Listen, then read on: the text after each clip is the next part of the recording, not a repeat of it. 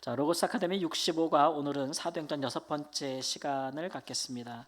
오늘은 이제 13장, 14장, 13장 지난주에 좀 했는데요. 좀 다룰 내용이 많아서 한 번 더 반복하도록 하겠습니다. 이제 우리는 이제 13장부터 안디옥 교회 파송을 받아서 바나바와 바울, 사울 그 선교팀이 1차로 선교 여행을 선교의 순회 사역이죠. 선교 이방 지역으로 선교 나가는 것들을 우리가 살펴보게 됩니다. 지도를 보시면 1차 선교가 이제 어떤 지역으로 이루어졌는지를 우리가 볼 수가 있습니다. 네. 거기 보시면은 저게 지금 당시에 이제 맨 밑에 보이는 게 이제 북아프리카, 특별히 이집트의 부분이 되겠고, 이렇게 오른쪽 끝에서 올라가면서 이스라엘, 팔레스타인 쪽 올라가겠죠. 그리고 이렇게 빨간색 선으로 막 가 있는 데가 이제 지금의 튀르키예, 터키, 예전에 터키라는 지역의 나라이게 되겠습니다. 그리고 그 아래 지중해에 있는 섬 하나가 이제 구브로라는 섬이죠. 그래서 이렇게 루트들을 보시면 지금의 이제 그 안디옥이라고 하는 곳, 지금도 이게 튀르키에 속해 있죠. 그러니까 시리아, 지금의 현대판으로 국가 경계를 말하면 시리아하고 튀르키예 국경 가까이 있는데 지금도 이제 터키에 속해 있는 곳입니다.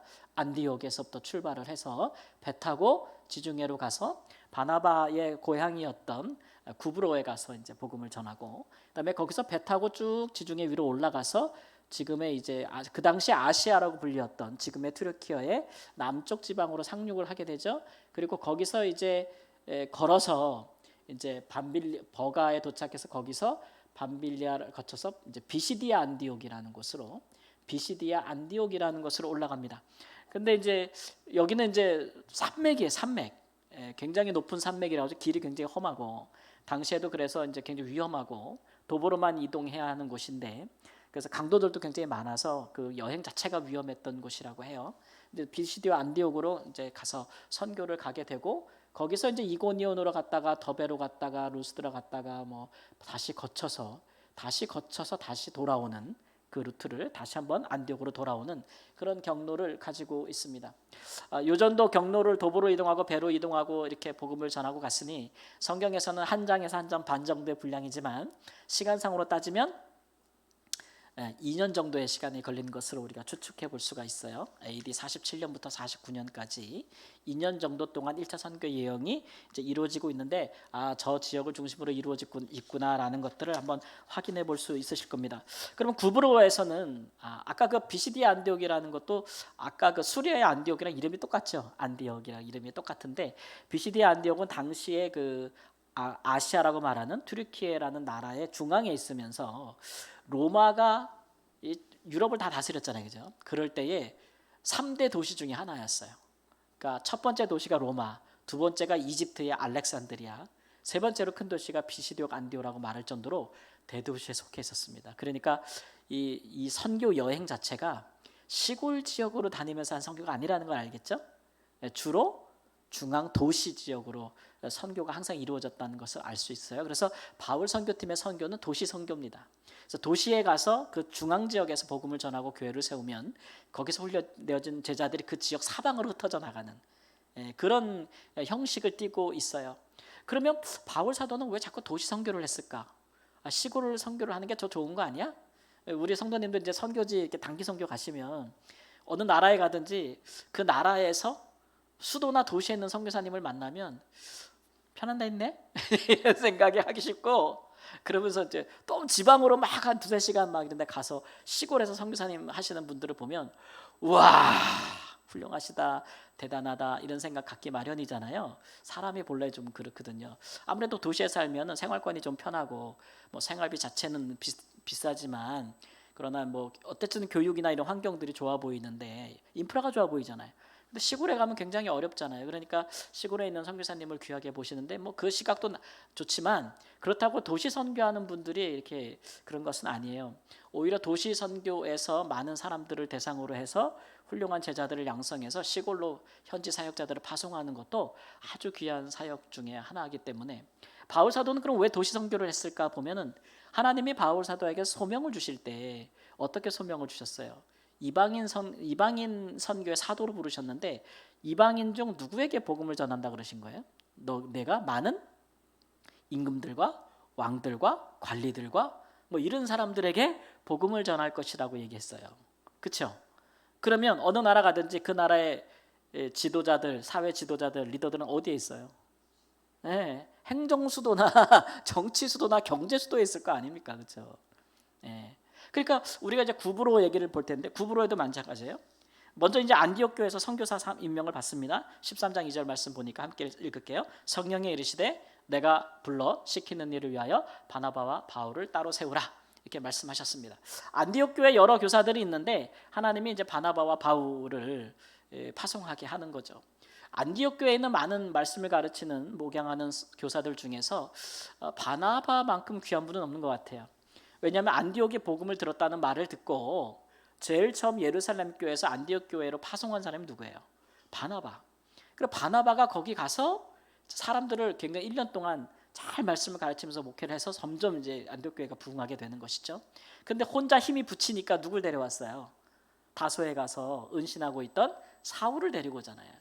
그래서 같이 거기서 1년 동안 모여서 제자들을 가르쳤다고 했어요.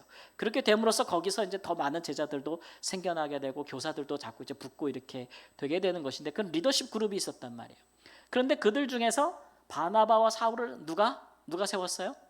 성령께서 따로 세웠단 말이에요. 그래서 이 둘을 이제 선교사로 파송하라라고 하는 거예요. 그런 거 딱 보니까 야, 아무나 선교사로 보내진 않는구나 이런 생각이 들죠. 안디옥 교회의 바나바와 사울은 아주 성경을 가르치는 교사들 중에서도 탁월한 사람들이고 이 사람들 빼내가면 교회가 휘청거리지 않을까 걱정될 정도로 정말 귀한 목회자들이거든요. 특히 바나바 같은 경우는 이런 사람들을 빼낸다는 게 되게 아쉽잖아요, 그죠?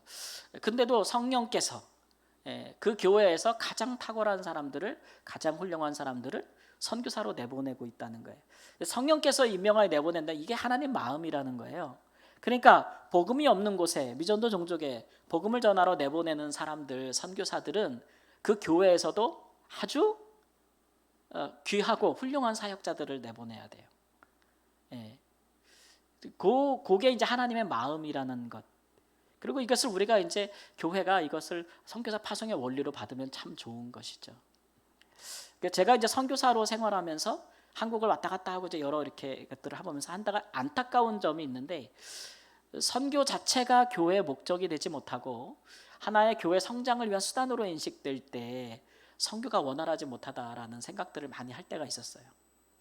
그러니까 이렇게 교회들을 방문했을 때 교회가 선교사들을 이렇게 대하는 태도가 뭐랄까 교회에 이렇게 하나의 우리 중에 있었던 지체처럼 여기지를 않는 거죠. 굉장히 나그네 같은 생각이 들 때가 있어요. 객 같은 생각. 그러니까 우리 교회의 훌륭한 사역자로서 어디서 사역하는 분이에요? 이분은 타문화권에서 사역하는 우리가 자주 보지 못하지만 이렇게 여겨져야 되는데 교회의 행정이 그걸 안 따라가죠. 전혀. 그래서 이제 그냥 교회가 성장해야 되는데 성도들이 선교하는 걸 좋아하니까 교회도 선교도 좀 하자. 이런 식으로 이렇게 인식이 되기도 해요. 성장의 하나의 방법론으로 인식이 되기도 하고 아니면 선교사를 보낼 때 교회에서 이렇게 사역자 중에 별로 필요 없는 사람 쟤는 우리한테 별로 안 필요해. 교회가 성장할 때 별로 우리한테 도움이 안 되니까 너 나가. 이렇게 너 나가도 돼. 막 이렇게. 그래서 진짜 교회가 마음을 다해서 이렇게 잘 훌륭한 분을 이렇게 보내주는 것이 아니고 그런 일들이 되게 좀 적지 않게 있어요. 그래서 선교사가 선교에 대한 부르심을 받고 선교지로 나가서 정착할 때까지가 참 어려운 부분들이 많아요. 오히려 현지에서 있는 어려움도 있지만 초기에는 그게 굉장히 어려워요. 파송교회의 관계 이런 것들이 굉장히 어려운 부분 중에 하나인데 행정도 마찬가지죠.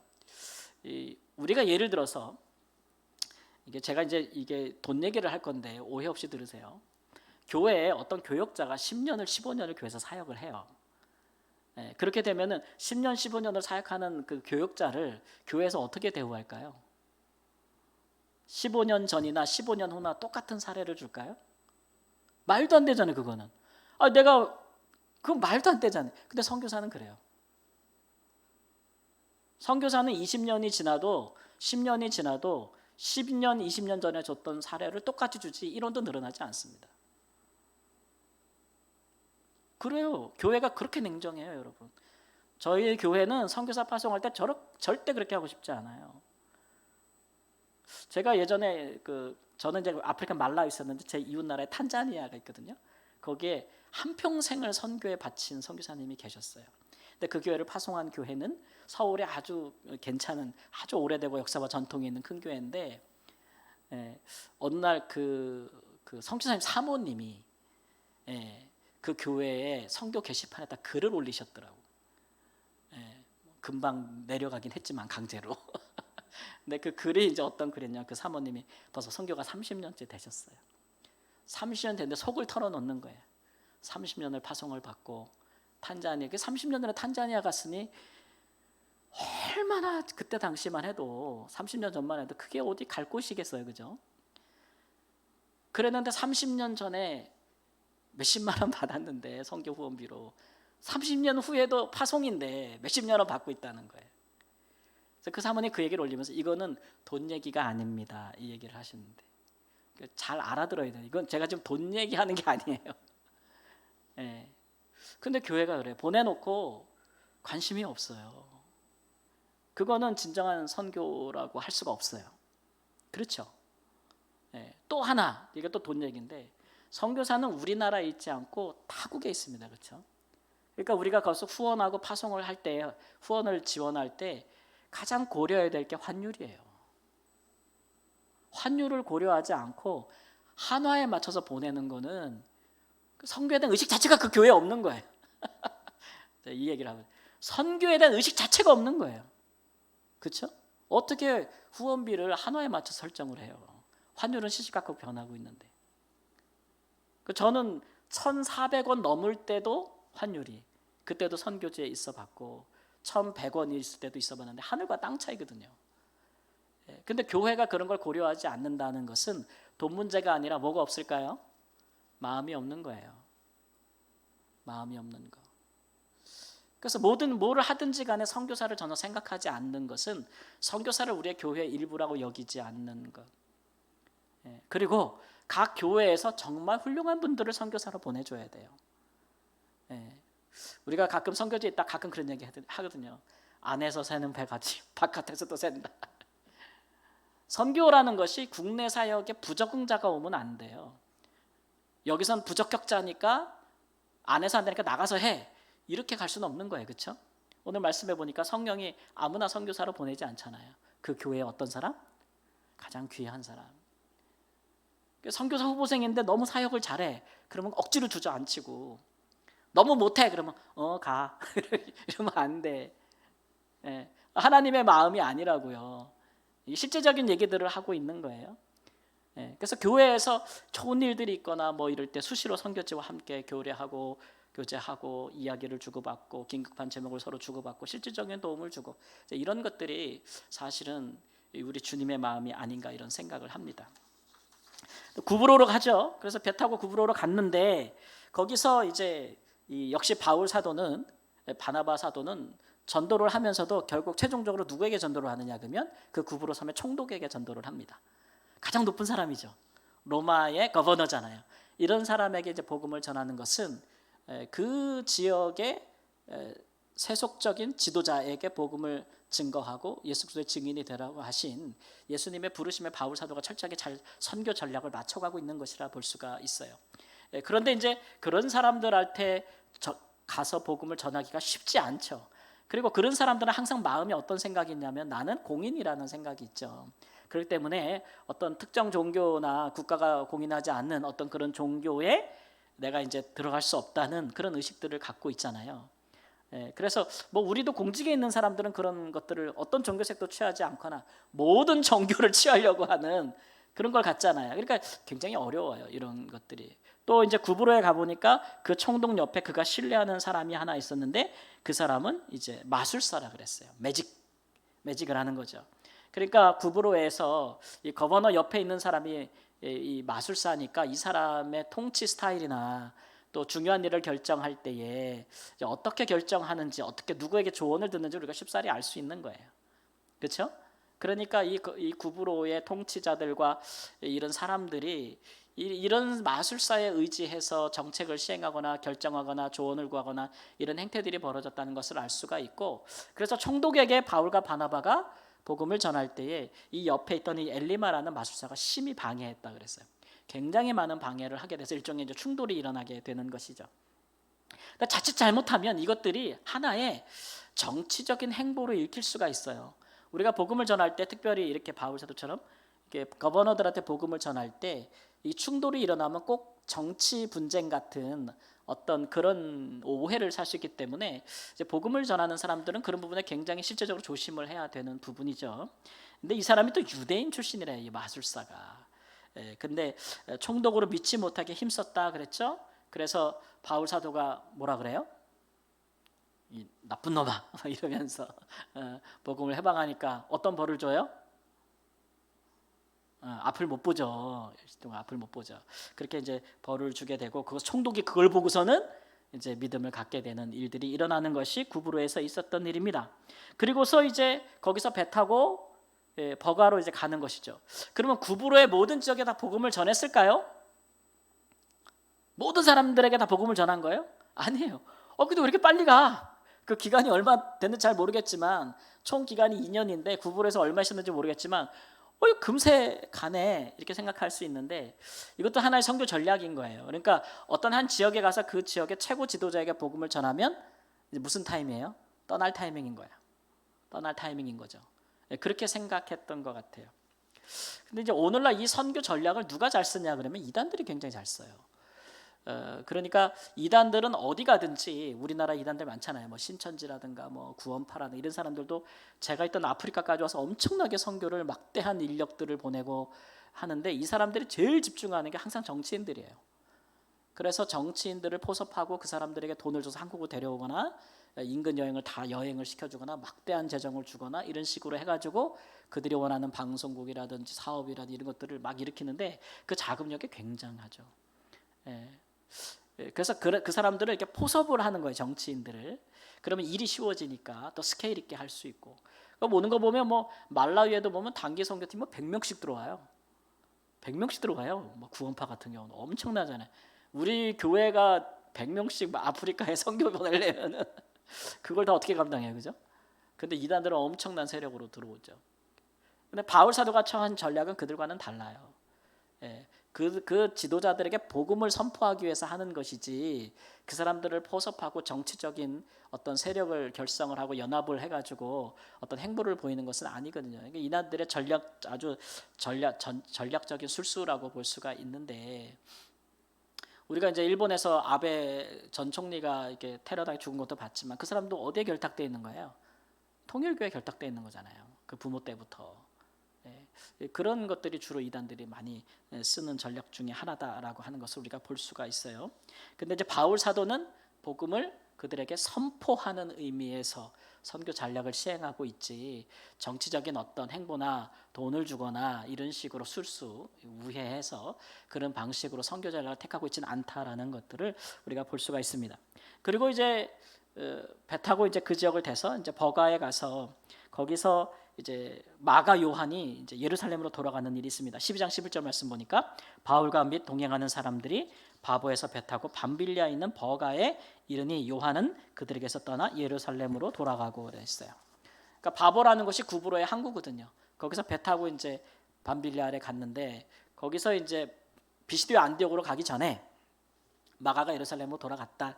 이제 이런 얘기예요.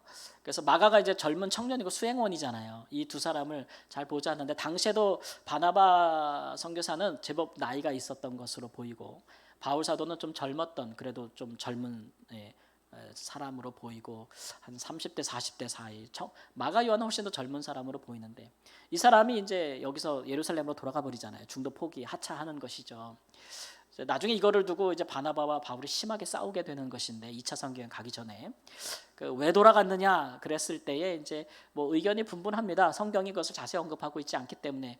그렇지만 이제 바울이 그것을 책잡을 만큼 어떤 정말 이 사람은 더 이상 선교사 자격이 없다 이렇게 말할 정도의 어떤 그런 것이었던 것 같아요. 그래서 사람들이 추측하기를, 이 복음서에도 마가 요한이 제법 나오거든요. 마가 요한이 누굽니까? 마가복음을 쓴 사람입니다. 그리고 사도행전에서 베드로가 옥에 갇혔다가 나왔을 때 누구 집에 가나요? 마가 요한의 집에 가잖아요. 그 어머니가 늘 이렇게 장소를 제공했던 것 같아요. 그래서 사도행전에 보면 그 집이 교회라 그랬어요. 그러니까 예루살렘 교회가 그 마가 요한의 집을 중심으로 이루어졌다는 것을 우리가 알 수 있겠고, 그만큼 좀 부하다라는 느낌을 가질 수가밖에 없죠. 그래서 6월절에 예수님께서 제자들과 마지막으로 만찬을 나누신 곳도 바로 이곳이라고 다들 추측을 하는데 큰 이견이 없습니다. 이 마가 요한이 이렇게 중도에 도망가 버리는 것은 처음이 아니에요. 그 전에도 한 번 있었어요. 언제냐 그러면 마가복음에 나오거든요. 자기가 썼어, 자기에 대해서. 예수님이 붙잡히고 막 그랬을 때에 제자들이 다 도망갈 때 마가 요한도 도망가죠. 뭐하다가 어떻게 도망가요? 옷 입고 있다가 벗은 몸으로 도망간다. 그래서 그걸 3인칭으로 썼지만 그 자기 자신을 가리키는 거라고 이야기하잖아요. 그러니까 예수님이 잡히실 때 한번 도망갔던 경험이 있고, 이게 두 번째예요. 두 번째도 이제 선교사들이 특히 비시디아 안디옥 제가 올라가는 길이 굉장히 험준한 산길이고 산맥을 넘어야 되는 것이고 굉장히 위험하고 또 강도의 위험도 많고 그렇다 그랬는데 자기 사촌이신 바나바를 버려두고 이 젊은 사람이 속된 말로 토끼는 거잖아요 지금. 잘 도망가는데 그런데도 이 사람은 또 이렇게 막 이렇게 또 하나님의 일을 하고 싶은 마음도 한켠에 있고, 근데도 또 쉽게 포기하는 두려움도 있었던 것 같아요. 뭐 어떤 분은 이것을 기점으로 구브로를 떠나면서 제가 지난주에 얘기했지만 바울과 바나바가 리더십이 체인지되면서 아무래도 바나바가 바울을 자기보다 더 높여주고 팀의 리더로 세웠던 것 같아요. 그걸 불만을 품고 돌아갔다 막 이런 얘기도 있고, 너무 부한 사람으로 자라서 고생길이 너무 심해서 중도 포기했다 이런 말도 있지만 뭐 그런 말도 다 뭐 추측이지만 세 번째가 가장 좀 연관성이 있을 것 같아요. 선교 여행이 앞으로 비시디아 안디옥까지 가는 게 너무 힘들 것 같다, 너무 어려울 것 같다, 너무 위험할 것 같다 해서 도망간 것이 아닌가 이제 그런 생각이 듭니다. 그 비시디오 그래서 이제 거기서 이제 마가가 이제 떠나게 되는 것이죠. 근데 후에 마가는 이제 바나바와 함께 2차 선교행을 구브로로 다시 떠납니다. 그리고 이제 바울은 신라를 택해서 배 타고 구브로로 안 가고 오히려 육로로 해서 자기가 1차 때 복음을 전했던 곳으로 가죠. 바울과 신라가. 그리고 이후로 사도행전은 바울과 신라 중심으로 이동하는 것을 볼 수가 있어요. 마가는 그러고 나서 바나바는 등장하지 않고 또 이제 마가에 대한 기록은 우리가 서신서에서 좀 찾아볼 수가 있어요. 그리고 나서 이제 마가가 바울과 함께 옥에 갇힌 장면이 골로새서 4장 7절 말씀에 나옵니다. 그러니까 이게 둘 사이가 회복이 됐구나라는 걸 우리가 알 수가 있겠죠. 그래서 나중에 바울 사도의 선교팀 일원이 돼서 함께 감옥에 갇혀 있구나 이런 것도 보면 야 어떻게 이렇게 될 수 있지 이런 생각도 들기도 하고, 바나바가 끝까지 마가를 붙들면서 잘 정말 한 사람이 한 번도 자기 자신을 실망하고 실패하고 막 그리고 나중에 1차 선교팀이 예루살렘으로 돌아왔을 때 마가 요한이 설 자리가 있었겠어요? 얼마나 창피했겠어요. 그런데도 그 마음을 다시 일으켜서 바나바가 그리 했는가라는 생각이 들기도 하고, 또 하나는 이제 이 마가 요한이 늘 베드로 사도와 함께 사역을 한 것으로 우리가 이제 그 교회사에도 그렇고 서신서에도 나타나요. 그래서 이 베드로 사도는 이 마가를 자기 아들이라고 불렀습니다. 예수님과 함께 공생에 사역할 때부터 마가 요한은 늘 제자들 옆에 있었던 그런 젊은 사람이었기 때문에 바울보다는 이 사도들이 더 마음을 애지중지 이렇게 좀 불쌍하게 보는 아끼는 청년이죠. 그렇지 않겠어요? 그래서 이제 더 관심을 보여줬던 것으로 보이고, 마가복음이 예수님의 마가가 12사도가 아니었어도 그가 쓰는 복음서가 우리에게 사복음서 중에 하나로 들어온 것은 베드로 사도의 사도성을 인정했기 때문에 그렇습니다. 그래서 마가복음을 보면은 베드로 사도에 대한 더 이렇게 집중적인 기사들이 보여요. 관계가 있기 때문에 좀 그런 것이겠죠. 그러나 바울 사도도 나중에 일을 받은 것으로 볼 수 있어요. 이런 일들도 있다라는 것을 살펴보고, 그 다음에 이제 그럼 비시디아 안디옥으로 넘어가서 회당 선교를 하게 되는데 13장 16절 말씀에 바울이 일어나 손짓하며 말하되 이스라엘 사람들과 및 하나님의 경외하는 사람들아. 자, 비시디아 안디옥이라는 도시에 갔을 때 어디에서부터 선교를 시작할까, 복음을 전할까 고민하지 않았겠어요? 어디를 먼저 갔다고요? 회당. 거기에 가면은 거기 지역에 있는 유대인들이 어디 가나 회당을 만들어 놓으니까, 그죠? 유대인 남자들은 뭐 14, 15명만 돼도 회당을 만드니까 거기서 율법을 가르치고, 거기가 학교예요. 거기가 또 유대인들의 자체 재판소기도 하고, 그러니까 거기에 가서 복음을 전하는데, 왜 그러냐면은 회당의 규례가 그래요. 이제 그 주에 누가 다른데 새로 왔어요. 그럼 그 사람에게 그 의식 중에 초청합니다, 앞으로. 그래서 우리들에게 전할 말이 있느냐, 또 전할 하나님의 말씀이, 구약의 말씀을 전할 것이 있으면 전하라, 이렇게. 그게 규례예요. 그러니까 그 시간에 올라가서 이제 복음을 전하는 거예요. 그것을 이제 택했는데, 왜냐하면 거기에는 이스라엘 사람들이 있었다, 유대인들을 얘기하는 거죠. 그곳에서 나고 자란 유대인들이니까 헬라파 유대인들이에요. 있었고, 거기에 또 하나님의 경외하는 사람들이라는, 이 사람들은 이방인들이에요. 이방인인데 유대교에 관심을 갖거나 유대교에 입교한 사람들. 그러니까 다 이제 사실은 율법을 기준으로 유대교 안에서 살아가고 있는 사람들이죠. 하나님을 믿는 사람들. 그런 사람들을 대상해서 복음을 전했어요.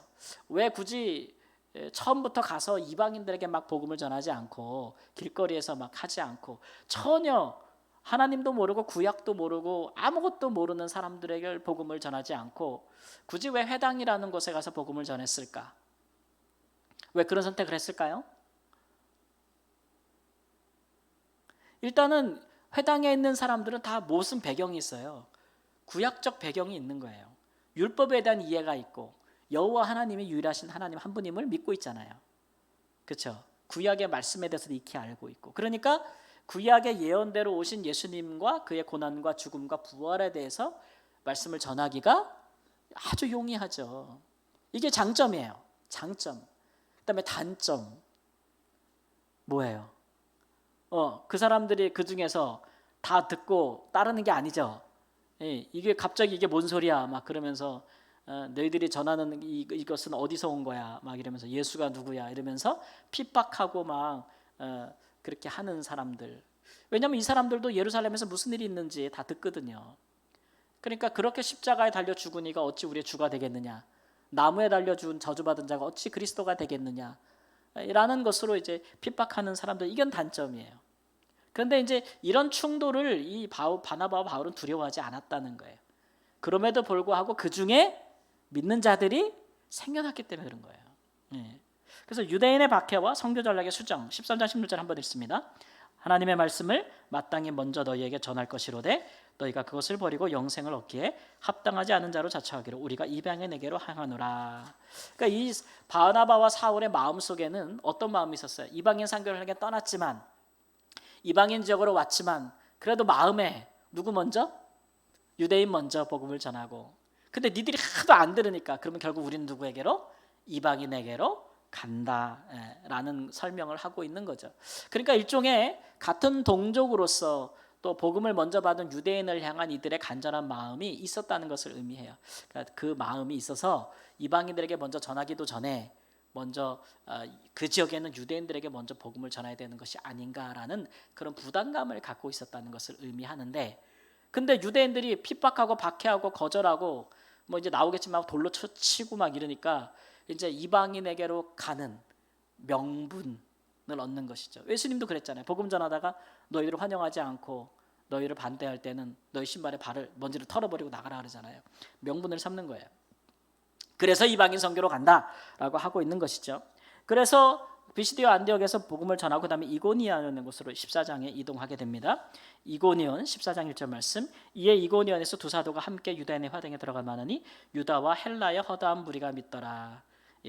허다한 무리가 믿더라. 그것만 끝이 아니죠. 14장 4절의 말씀 보니까 그 시내에 무리가 나뉘어 유대인을 따르는 자도 있고 두 사도를 따르는 자들이 있더라.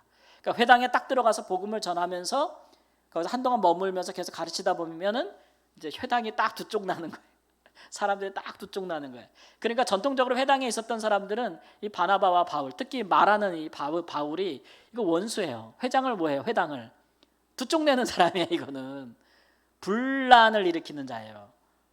그렇기 때문에 용서할 수 없는 거죠. 그래서 이제 심지어는 비시디오 안디옥에서 이고노온까지 따라옵니다. 거기서 이제 돌로 치죠. 그래서 바울 사도는 루스드라고 하는 곳으로 도망갑니다. 거기서 루스드라는 지역에 도망가서 거기서 발못 쓰는 사람을 만나가지고 그 사람의 발못 쓰는 것을 고쳐주니까 거기에 있던 헬라인들이 이 바나바와 바울에게 막 절을 하면서 제사를 드리려고 합니다. 그러면서 바나바를 제우스라고 부르고 그 다음에 바울을 헤르메스라고 부르죠. 이 그리스 신화에 다 나오는 인물이잖아요. 그리스 신화에 나오는 신이 누구예요? 제우스잖아요. 그리고 헤르메스는 전령이에요. 발이 엄청 빨라. 그죠? 그 알죠? 그 캐릭터. 그러니까 그 중에서 바울이 뭐 하는 사람이에요? 말하는 사람이란 말이에요. 복음 스피커이기 때문에 바울은 전령으로 해서 이름을 붙인 거예요. 그러니까 실제로 그리고 막 제사를 드리려고 해요. 그러니까 우리가 유럽에 가면 알 수 있듯이 우리가 지금 그리스 신화라고 해서 애들이 막 읽고 하는 내용들이 뭐 영화로 다뤄지고 이런 많은 내용들이 당시의 사람들에게는 하나의 우화가 아니에요. 실제 종교예요. 믿음 체계예요. 그들에게 있어서. 실제로 제우스 이런 것 그 그리스 신화에 나오는 그 캐릭터들을 그들이 신으로 믿은 거예요. 실제적으로. 그래서 제사도 드리고 그들에게. 그 뭐 그리스에 가보면 막 그 언덕 위에 보면은 막 그 신전들 있잖아요. 거기서 다 제우스를 섬기고 하지 않습니까? 전쟁의 신을 섬기고 뭐 아데나 신전이라는 게 그 고린도에 있었던 아데나 신전이라는 게 그 전쟁의 여신을 얘기하는 거잖아요. 막 거기 제사 드리고 섬기는 거 아닙니까? 신이에요, 신. 예. 그래서 그럴 때에 이제 그 루스드라에서 자기들에게 제사하려고 하는 사람들을 보면서 바울 사도가 한 말이 있습니다. 이 말이 굉장히 중요한데요. 14장 17절 말씀 함께 읽습니다. 하나님이 지나간 세대에는 모든 민족으로 자기들의 길을 가게 방임하셨으나 그러나 자기를 증언하지 아니하신 것이 아니니 그 여러분에게 하늘로부터 비를 내리시며 결실기를 주시는 선한 일을 음식과 기쁨으로 여러분의 마음에 만족하게 하셨느니라. 이렇게 말을 했어요. 이게 무슨 의미냐라면 지금 이 사람들이 복음을 들었어요, 못 들었어요? 지금까지 들어본 적이 없어요. 그들 중에 유대인들이 있을지라도 유대인들이 이방인에게 복음을 전하지 않았잖아요. 복음을 들어보지 못했어요.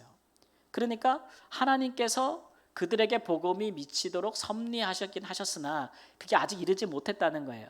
그러니까 궁극적인 책임이 이 사람들에게 있어요, 없어요? 복음을 듣지 못한 책임은 없는 거예요, 그렇죠? 근데 또 말하기를 그렇다고 해서 하나님이 자기를 너희들에게 나타내지 않은 것은 아니다라는 거예요.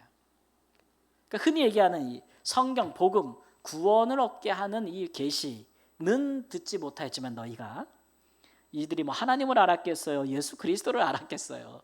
듣지 못하였지만 그래도 너희들이 신이 계심을 감지하기 위해 하나님께서 너희들에게 주시는 것들이 있었다. 그런 것들이 뭐예요? 뭐 보면 그냥 그 자연에 속한 것들이에요, 그죠?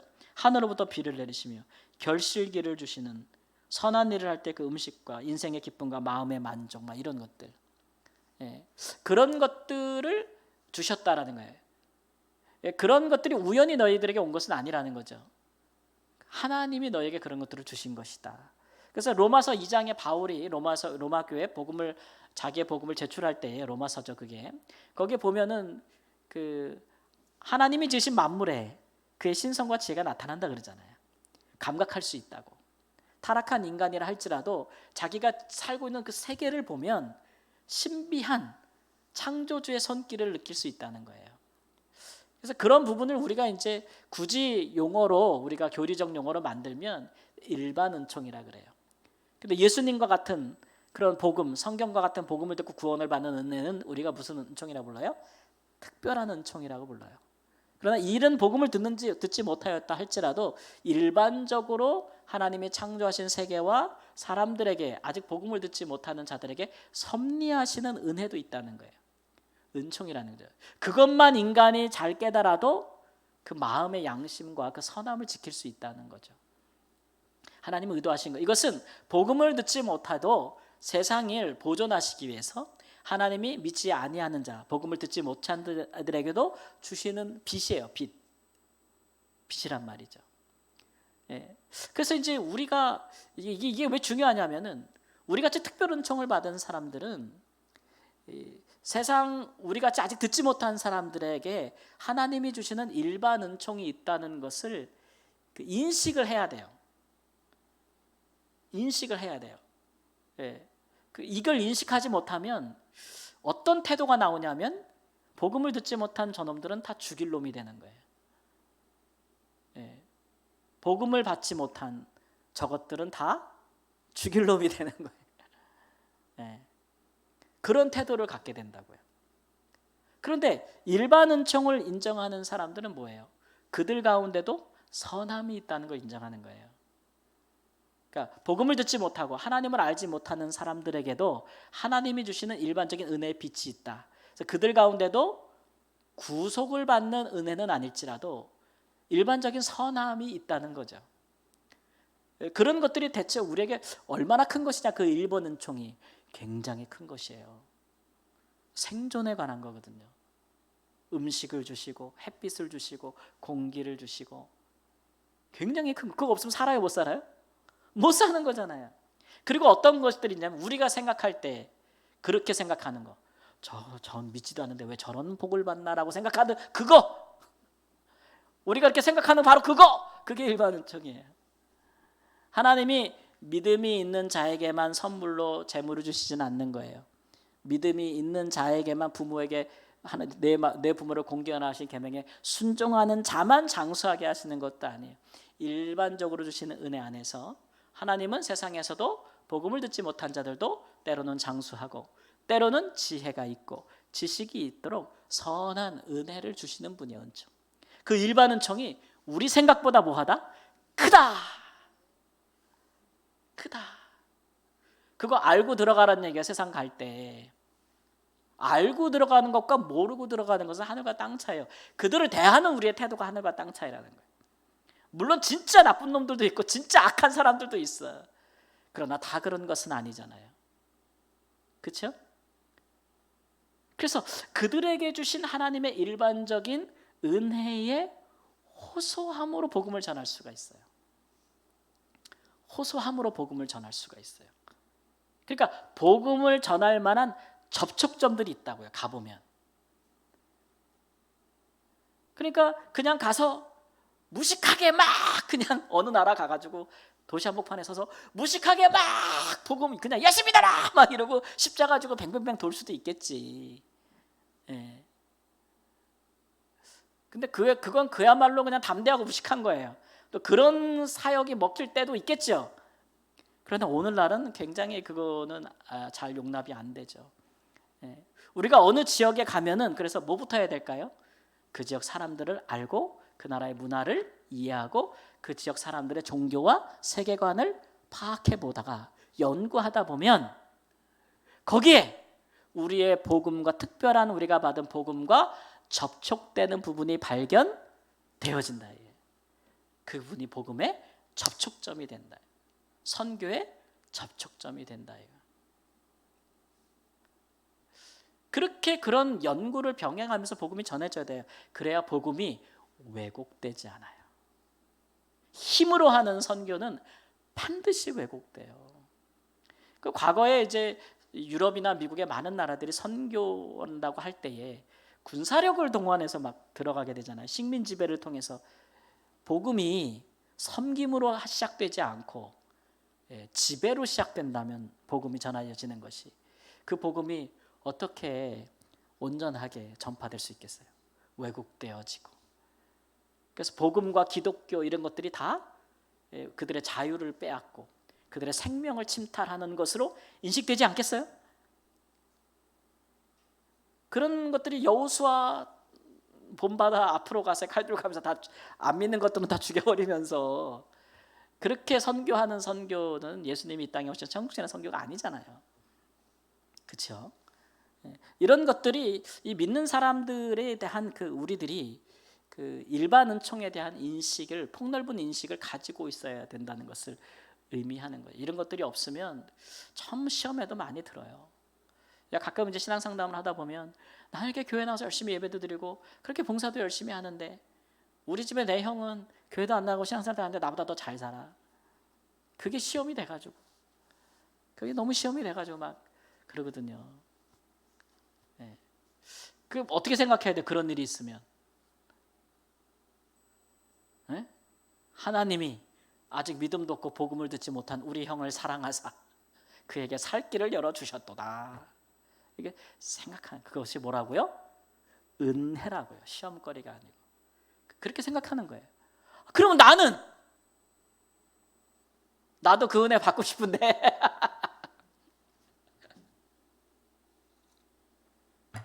예수님 믿고 받을 헌신하고 봉사하고 받을 은혜가 재물밖에 없으면 그게 속상하죠. 근데 근본적으로 나는 재물보다 더 귀한 예수 그리스도를 소유하고 있잖아요. 이거는 영원한 나라, 영원한 생명을 주시는 건데 세상의 재물은 죽을 때 다 갖고 가던가요? 그리고 재물이 항상 행복을 주던가요? 그렇지 않잖아요. 우리는 그러니까 예수님 없이 부자인 사람을 부러워하는 것이 아니고 그보다 내가 부하지는 못하도 내 안에 그 부요함보다 더 큰 부요함이 있다는 거. 예수 그리스도가 있고 내가 예수님을 내 안에 계시고 내가 하나님 나라에 더 가깝다는 것으로 이게 정말 내가 더 큰 복을 받았구나라고 언제 거기에 좀 갈 수 있을까? 그 자리에 언제쯤 그 자리에 갈 수 있을까? 너무 길어지겠다. 그렇죠. 그리고 이제 근데 넘어가면 그다음에 유대인들이 이제 충동하고 박해하죠. 14장 9절에 유대인들이 안디옥과 이고니에서 와서 무리를 충동하니 그들이 돌로 바울을 쳐서 죽은 줄로 알고 시외를 끌어내치니라. 야, 바울이 옛날에 스데반 죽이려고 돌로 치고 자기가 증인 섰는데 지금은 자기가 돌로 맞고 그죠? 그런 걸 보면서 참 입장이 완전히 바뀌었네요. 그죠? 그리고 그 일을 하고 난 후에 이제 그들이 다시 안디옥으로 돌아올 때에 원래 지나가면서 복음을 전했던 적을 다시 한번 쭉 방문은 다 돌아옵니다. 그러면서 교회들을 설립하게 돼요. 처음에는 복음을 전했지만 두 번째 돌아올 때는 교회를 조직하게 돼요. 그래서 각 교회에서 장로들을 택하여 금식 기도하며 그들을 믿는 주께 그들을 위탁했다 이렇게. 그러니까 처음에는 복음을 전하고 확 지나갔다가 어느 기간 동안 막 핍박을 하니까 다른 지역으로 이동했다가 잠잠해지면 다시 안디옥으로 돌아가기 전에 자기가 복음을 전했던 곳에 몰래 들려서 그 중에서 복음을 전할 때 믿었던 사람들을 모으고 교회를 세우고 누구를 세워요? 장로들을 세워요. 그리고 이제 가는 거예요. 그리고 나중에 시간이 지나서 이제 목회자들도 파송하고 이렇게 되는 것이죠. 그리고 나서 안디옥으로 돌아옵니다. 그래서 안디옥에 와서 안식을 하게 되는데 14장 27, 28절 그들이 이르러 교회를 모아 보고하고 제자들과 함께 오래 있으니라. 제자들과 함께 오래 있었다는 얘기 뭐 하는 거예요? 안식년 가진 거예요. 사역 보고 한 다음에 좀 쉬었다 이런 얘기죠. 쉰다는 것은 안식한다는 것은 굉장히 중요합니다. 이건 단순히 육체적인 쉼이기도 하거니와 영적인 충전이기도 한데 이것은 하나님이 우리 창조하시고 인간에게 주신 하나의 질서예요. 우리는 지음 받을 때 정기적으로 안식하지 않으면 우리의 영이나 우리의 육이나 쇠할 수밖에 없고 하나님이 원하시는 그런 복된 삶으로 갈 수 없는 존재로 지음을 받았다는 것을 꼭 기억해야 돼요. 그러니까 결국 우리 하나님의 창조도 다 결국은 안식을 향해 나아가는 거거든요. 그러니까 하나님이 우리에게 일을 시키실 때가 있으면 하나님은 또 우리로 안식하게 하실 때도 있어요. 그렇죠? 그런 사인들을 잘 우리가 알아야 돼요. 막 우리가 너무 아파, 막 온몸이 다 아파. 근데 하나님이 우리 보고 밥 갈아라, 일하라 그렇게 하겠어요? 쉬라 그러지. 그렇죠? 그러니까 이런 우리 인생에 있어서도 우리가 그걸 잘 알아야 돼요. 대부분의 현대인들의 많은 병들은 놓지 못해서 생기는 병들이 굉장히 많아요. 이 일과 쉼의 밸런스가 많이 깨진 것이죠. 우리 사회는 우리가 안식하는 것을 허락하지 않습니다. 쉬는 것을 허락을 안 해요. 우리 사회가. 그러면 도태되고 그러면 기회를 잃어버리고 아주 우리를 굉장히 그 하나의 부속품처럼 돌려가고 있는 문화 시대에 우리가 살고 있거든요. 그러니까 감정 노동, 몸의 노동을 안 해도 감정 노동도 엄청나게 커요. 그런 현상으로 우리 현대인들에게 이 감정상의 질병들이 엄청 많잖아요. 몸은 좋은 거 먹어서 다 괜찮은데 정신적으로 너무 피곤하고 그러다 보니까 나중에 몸도 망가지고 또 이 정신적인 것들을 어떻게든지 해결해 보려고 또 지나치게 또 쾌락을 추구해요. 그러다 보니까 중독 이런 데 막 빠지게 되고 탐닉하게 되고 쾌락에 빠지게 되고 이게 극과 극으로 가는 일들이 너무 많아요. 그래서 우리가 사회생활을 할 때나 우리가 어느 자리에 있을 때든지 하나님께서 우리에게 일함과 안식을 적절하게 주셨다는 정기적인 쉼을 주셨다는 것들을 우리가 좀 받아들이면서 우리 인간이 그런 것들을 우리 사회적으로 구조하고 우리의 삶에 좀 구조적으로 우리가 그런 삶을 어떻게 해서든지 확보하려고 노력하고 이제 그런 것들이 사실은 하나님의 창조 질서를 우리가 따라가고 있는 거예요. 그 명령에 순종하고 있는 거죠. 이게 이제 광의의 의미로서 그런 안식의 의미인데 협의의 의미로서도 교회 내에서나 복음 사역하는 사람들도 정기적인 안식을 줄 필요가 있어요. 이것은 꼭 목회자나 선교사만을 의미하는 것은 아니고 우리 성도님들도 마찬가지예요. 교회 내에서도 귀한 직분을 맡고 있잖아요. 그렇죠? 그런 직분들도 정기적으로 안식하는 게 좋아요. 다시 힘을 얻고 충전하고 그런 기회를 얻는 것이 좋습니다. 그래야 우리가 오랫동안 하나님 앞에 우리가 설 수가 있는 거겠죠.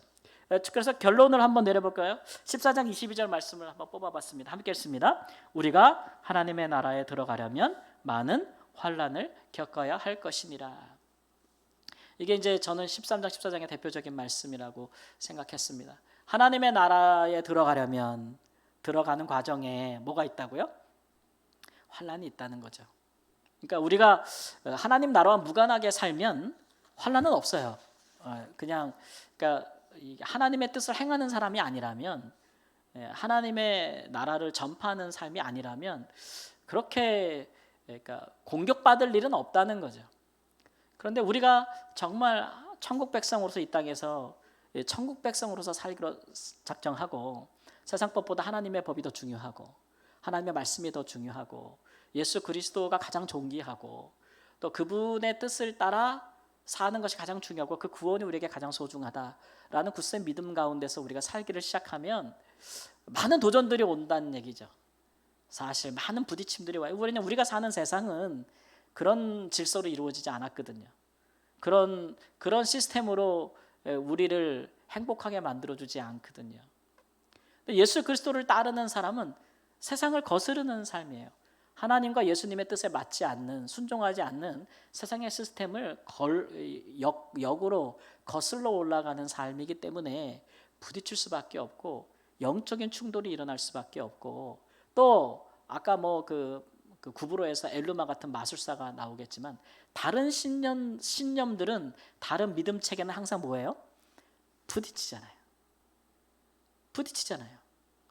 서로 다른 믿음 체계를 갖고 있고 서로 다른 가치관을 갖고 있고 다른 신앙을 갖고 있으면 부딪힐 수밖에 없는 거죠.